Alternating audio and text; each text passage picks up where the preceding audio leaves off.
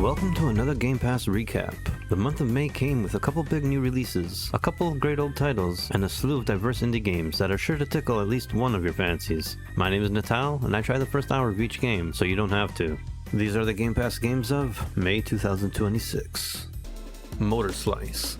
Here's a cool third-person action platformer, where a chainsaw is your best friend. Well, actually a talking orb called Orby is, but you'll love the chainsaw more. While the fighting is fun, at least for the first hour, it takes a backseat to the platforming in the game, which is very reminiscent of Prince of Persia on the GameCube. But I was very pleased to be met with a really cool boss fight at the end of the stage. Overall, the game felt polished and well-paced, never got boring. The story wasn't a strong point, but came with good voice work and you can annoy the main character to bide your time. The game's humor is also pretty cheeky, and it knows its anime-loving fan base well. Ben 10 Power Trip. It's another IP game based on a popular children's show or toy. There's a hub world to explore, where you'll be doing mostly mind-numbing fetch quests. There are superpowers you can transform into, so you can do exciting things like burn campfires. There's some action in the game, either in the hub world or mini-stages found about. There you can fight docile enemies to your heart's content. The game is a bit slow-paced. There are mini-games that pose some fun as they borrow ideas from classics like Frogger. I can't say for sure that's how it is for the rest of the game, as I only play the first hour. But if you need to waste time, or need to sleep but you're not tired yet, this game will definitely fix that for you. If you're offering this to your kids though, I'm sure there are many other Ben 10 games that can offer more thrilling experiences, or just get them to play any action platformer from the PlayStation N64 era, as there's gems I'm sure your kid has never seen or played. WildGate. WildGate was a pleasant surprise. It instantly reminded me of a boat pirate game where you and friends have to manage different parts of the ship while fending off rival ship. The core of WildGate is pretty much the same, but in space with additions like resource gathering and exploration. The game can be played with friends or alone if you're looking for a serious challenge. An hour is not enough to enjoy and truly appreciate a game like this. There are big places to explore, loot to find, parts to upgrade, and enemies to avoid or destroy. It can be hectic trying to manage everything on your own, but doable. I wish I could say more, but I don't think I got enough in the first hour to get a good overview of what you can do. It's definitely worth a check, especially if you have someone that can join you. Mixtape. There's a lot that can be said about Mixtape. A game is not one of them, but it's actually not that bad. This is the perfect experience to snuggle up with someone who doesn't play games but does enjoy consuming media. One person pushes the buttons to move the story forward, and the other gets to watch a sweet, heartwarming tale unveil. The art is exceptional, the music's obviously iconic, and the voice acting is very passable. It's a strange, almost cosmic talent. Unbelievable. I prefer to call these type of experiences interactive stories as opposed to a game, as there is no failure and it pretty much plays itself. I do appreciate though how the story involves the player, by allowing us to be a part of the experience, whether it be button mashing, head-banging moments, or directing the characters as they skateboard down the street. Mixtape is full of fun little moments to discover or be a part of, and at an average 3-hour length, I'm sure it won't overstay its welcome. The only real issue I have is the stop-motion animated look. For some reason, devs all over think the best way to showcase a cartoon or stop-motion animated look is to cut frames atrociously. Usually animators try to make their animations look as fluid as possible, whether it be hand-drawn or stop-motion. They don't want it to look like a bunch of moving still frames. Faking that animation by cutting tons of frames seems like an insult to the art and completely backwards when trying to achieve that look. It's cheap and insulting. But Mixtape does seem like a fun experience. Outbound. I don't know how to sell a game like Outbound that would make people excited to play it. You get to drive around in your very own camper. You can customize its inside to meet your crafting or decorating needs. There's a big campground for you to drive around and help out. It even lets you burn a campfire, like the Ben 10 game from earlier. It's a decent waste of time, I guess. Seems like a decent checklist of things you can do. Chill game if you're looking to play with friends. The description says there are crops you can grow, so hey, there's a cozy game in there somewhere. I don't really have anything negative to say about the game, but I also don't have anything positive, so take that for what you will. Call of the Elder Gods. I had an okay time with the Call of the Elder Gods. It's your traditional puzzle room style game. The art in the beginning is gorgeous, but quickly becomes okay when the game actually starts, as you're hit with generic libraries and gardens. The few puzzles I ran into in the beginning of the game were not crazy head scratchers, and definitely things I've done in a dozen games before, like rotating the statue to face the right way, or hitting the right piano keys. The art is passable, the character designs are basic, but not bad, and there's a bit of voice acting to enjoy. Feels like there's a full experience in here, and if you like puzzle games, it may be a good one to add to the list. Black Jacket. As of this moment, I have already seen the credits roll for Black Jacket. As I've said before, if you throw roguelite elements into your game, then you have me hooked. It's a roguelite blackjack. I almost passed this off as a Balatro clone that's not as engaging. I figured it would be a good way to kill 20 minutes or an hour depending on how far you get, but something happened I didn't expect. I fell in love with the story and how it was told. It wasn't in your face, it didn't take up your gameplay time, it's just there, all about. The story develops itself slowly, through multiple playthroughs and random tidbits by various opponents and placing peculiar cards. After finishing a run, you also get to experience tidbits of the past to better understand your circumstance. Despite getting credit roll, I feel like I can go back and try new things to understand the story more. As you build your deck, you'll eventually get better cards and more interesting ways to play. I didn't find the game to be very challenging like Balatro, and you become quite OP with the right cards easily, but the game does boast like 21 difficulty levels, so there's a challenge in there waiting.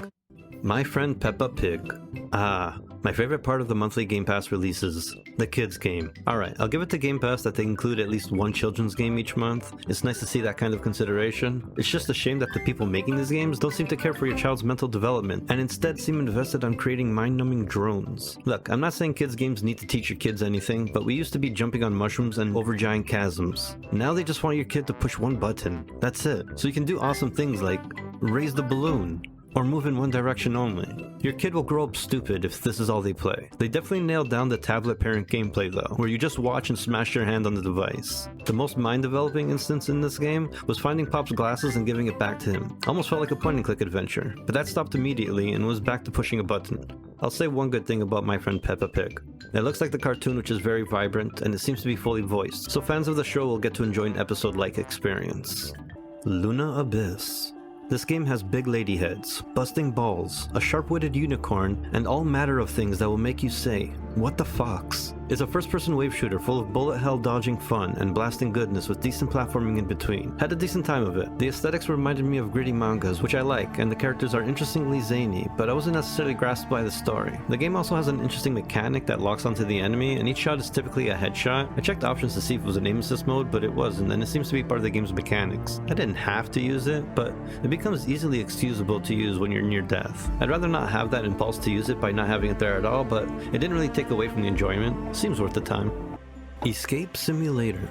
Just like Call of the Elders, Escape Room's another puzzle game. Except for having big areas, the puzzles all seem to be contained in tiny rooms. Each puzzle in the first chapter seemed to take about 15 minutes long, and I was able to get through 3 of them in under the hour. The first stage taking the longest as I used the time to learn the mechanics. The puzzles were immediately more challenging and the mechanics were more varied than Call of the Elder Gods. I definitely enjoyed Escape Simulator a lot more. You can pick up, drag, throw, examine, break, and interact in many more ways with items laid about the rooms. The puzzles were very clever and almost required you to learn a second language, and the clock counting down in the corner only added to the pressure, even though it's not necessary to complete the room. But truthfully, I only completed half of the puzzles through process of elimination.